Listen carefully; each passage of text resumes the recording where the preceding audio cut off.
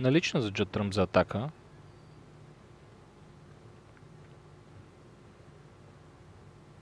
Преценява маневрата зад черна топка, така че да излезе или за нея, или пък да се върне към блок зоната. Сега ще видим решението му.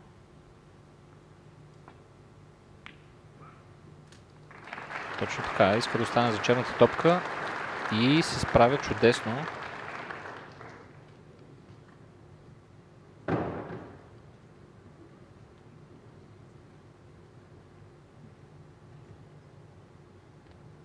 Ами още не е вкарана първата черна, но да се надяваме за атака на 147. Винаги може да мечтаем, както се казва.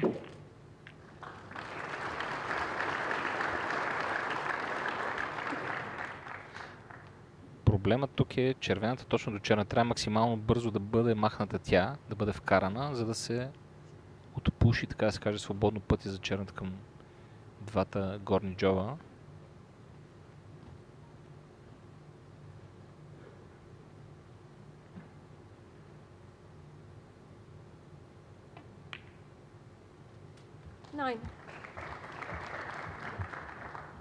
По начина, по който забави темпото и се огледа Judd Trump, така че съвсем тенденциозно да остане за черната, си мисля, че има предвид точно това, да опита една атака на 147-цата.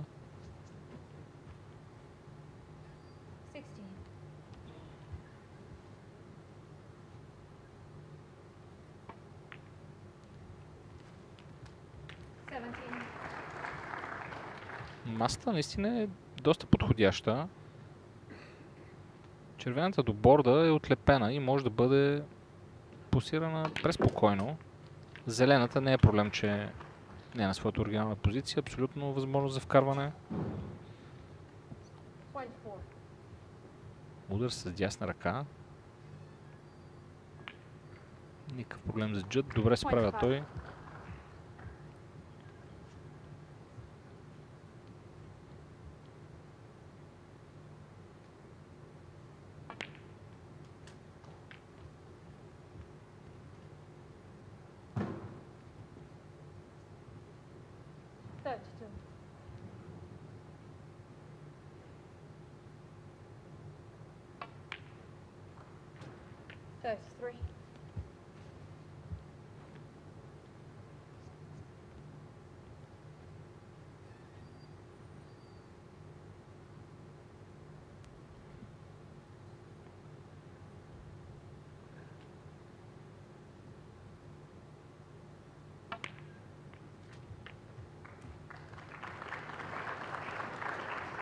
Си остави китайски снукър, но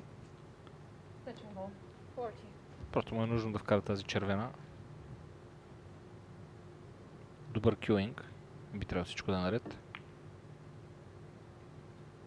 Абсолютно. Серията продължава и мечтата за 147 е жива.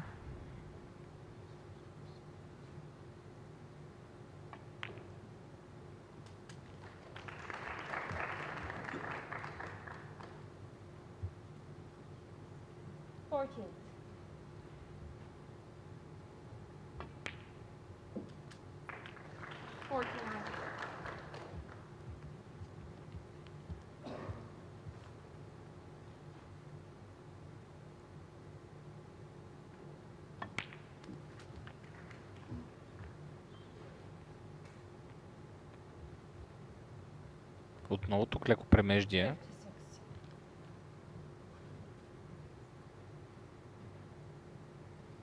Червена или през китайски снукър, или пък кът към средния. Не, първия вариант. Но тук бялата избяга малко. Все пак вижда черната, макар и от борда. Това ще бъде истинският тест.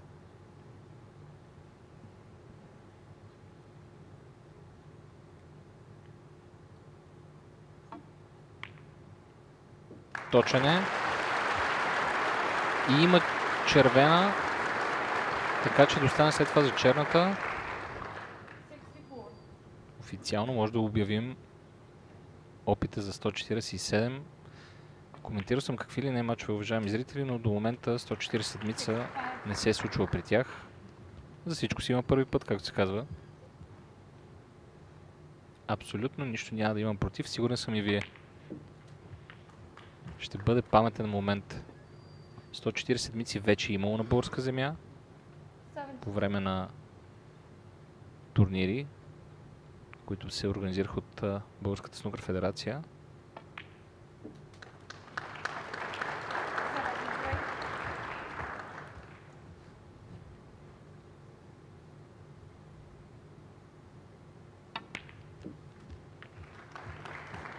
С всяка изчезваща червена от масата, задачата става малко по-лесна, тъй като има и място за маневриране с кюбола. Това трябва да се има предвид.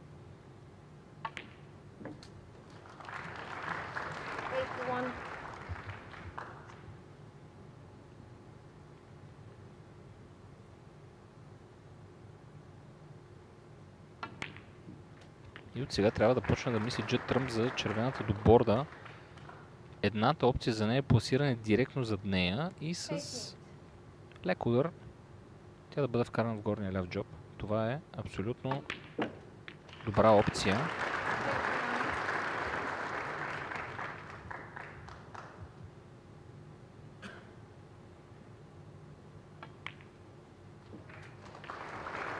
Тук ще остане с лек ъгъл.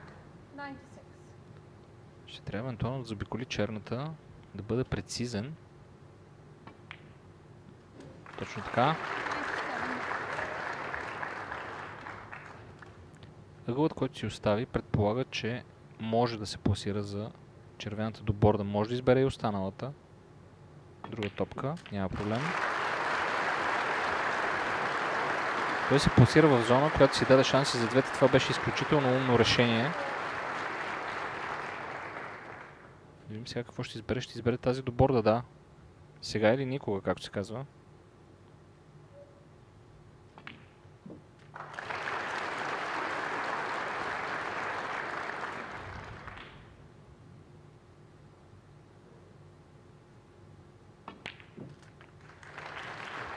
Последната червена ще бъде играна към средния джоб.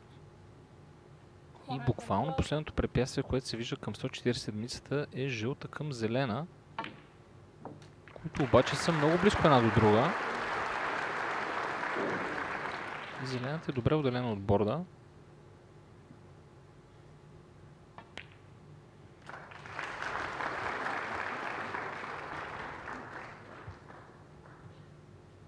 Ще остане ли твърде централно по тази жълта? Това е изключително важно, да има добър ъгъл, така че да се пласира.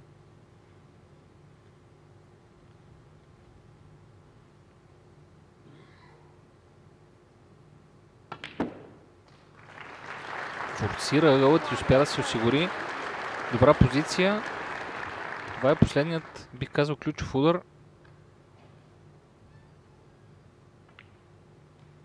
И той се справя перфектно с него.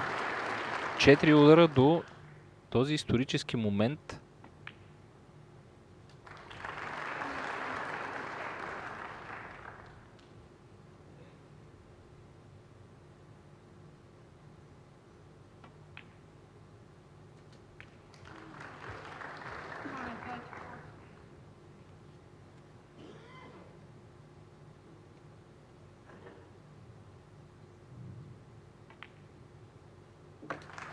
Черна за 147.